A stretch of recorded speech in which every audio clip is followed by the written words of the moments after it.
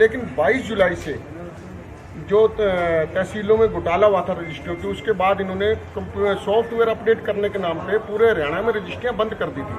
अभी हमारा software update हो रहा है, सॉफ्टवेयर आपका अपडेट हो रहा है, लेकिन वैकल्पिक व्यवस्था तो चालू रहनी चाहिए। अब इन्होंने नया सॉफ्टवेयर तहसीलों में, हरियाणा की तहसीलों में लगा दिया, लेकिन उसके बावजूद भी रजिस्ट्री की प्रक्रिया प्रॉपर नहीं चल रही है।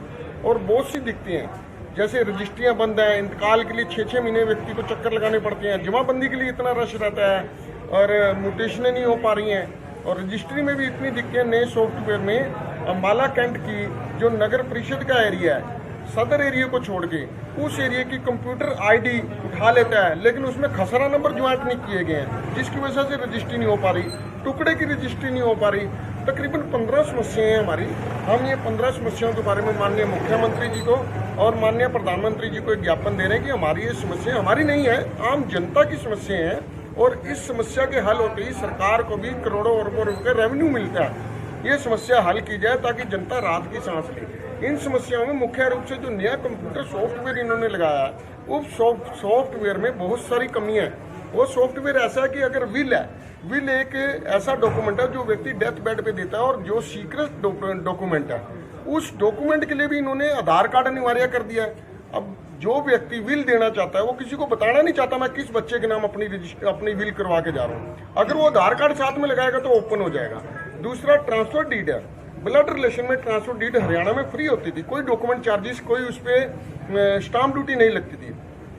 अब जो नया सॉफ्टवेयर है, इसमें जब हम फीड करते हैं ट्रांसफर डीड ब्लड रिलेशन में, भाई से भाई को हो रही है, भाई से बहन को हो रही है, पिता से पुत्र को हो रही है, पुत्र से पिता को हो रही है, ब्लड रिलेशन की डीड में भी कंप्यूटर जो है डेवलपमेंट चार्जेस मांगता है। ये डेवलपमेंट चार्जेस का क्या मतलब है? डेवलपमेंट चार्जेस तो वहां हुए जाते हैं जब सेल परचेज होती है, और सेल परचेज में भी इतनी रुकावटें हैं कि काम लगभग पिछले 6 वर्षों से तहसीलों में बंद पड़ा है। और जब से लॉकडाउन हुआ है तब से बिल्कुल ही बंद हो गया है, जो थोड़ा बहुत चल रहा था वो भी बंद हो गया।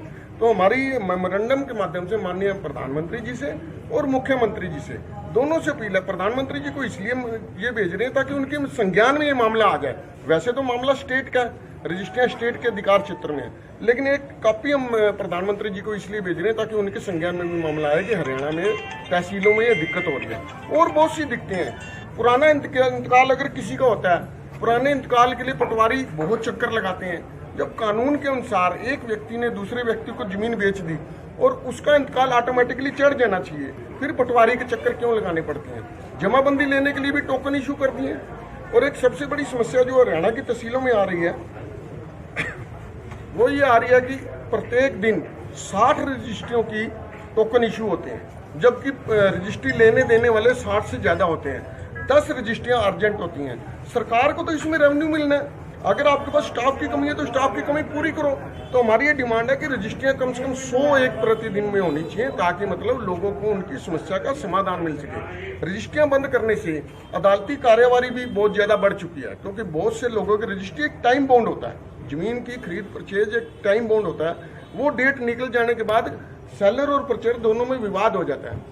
जब तक ये रजिस्ट्री नहीं खुलेगी ऐसे अनगिनत विवाद आते रहेंगे। और हमारी आपके माध्यम से और तहसीलदार महोदय को हम ये ज्ञापन दे रहे हैं कि सरकार हमारी समस्या के, आम जनता की समस्या पे ध्यान देते हुए रजिस्ट्रियां जल्द से जल्द सब प्रकार की खोल दी जाएं।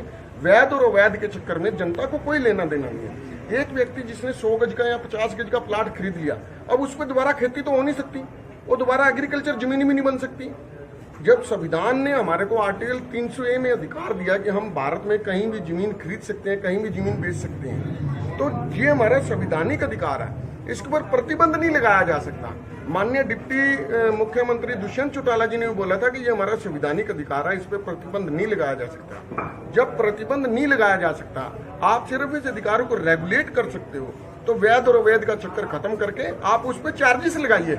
वैध कॉलोनी के इतने और अवैध कॉलोनी के इतने चार्जेस लगा के रजिस्ट्री का अधिकार जनता को दिया जाए। ये हमारी डिमांड है।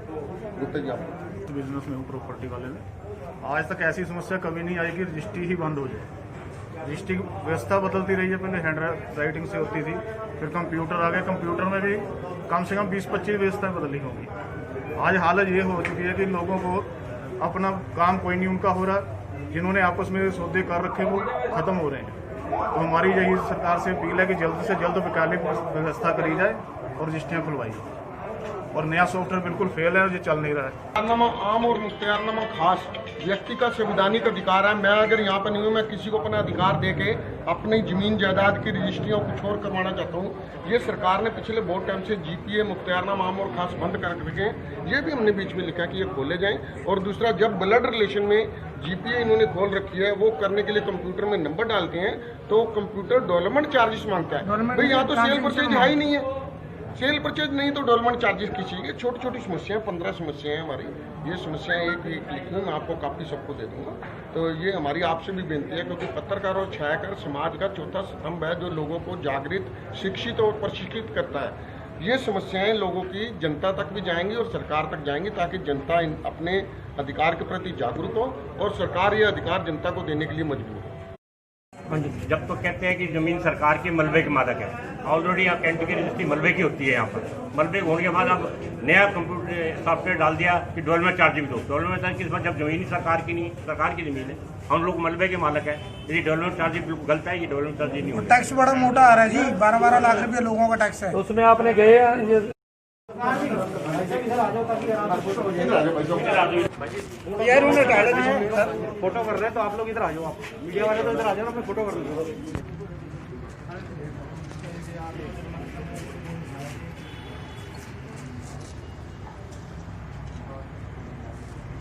सर, हमारी इच्छाएं हैं, आप तो जागरूक हो इनके बारे में, जानते हो। कंप्यूटर सॉफ्टवेयर जो नगर परिषद के खसरा नंबर नहीं उठा रहा है या डेवलपमेंट चार्जेस गलत मांग रहा है, ये हमने आपको ज्ञापन दिए हैं प्रधानमंत्री जी के और मुख्यमंत्री जी के नाम। प्रधानमंत्री जी के नाम इसलिए दिया है, वैसे तो क्षेत्र जो मुख्यमंत्री जी का है, ताकि प्रधानमंत्री जी के संज्ञान में ये बातें आ जाए।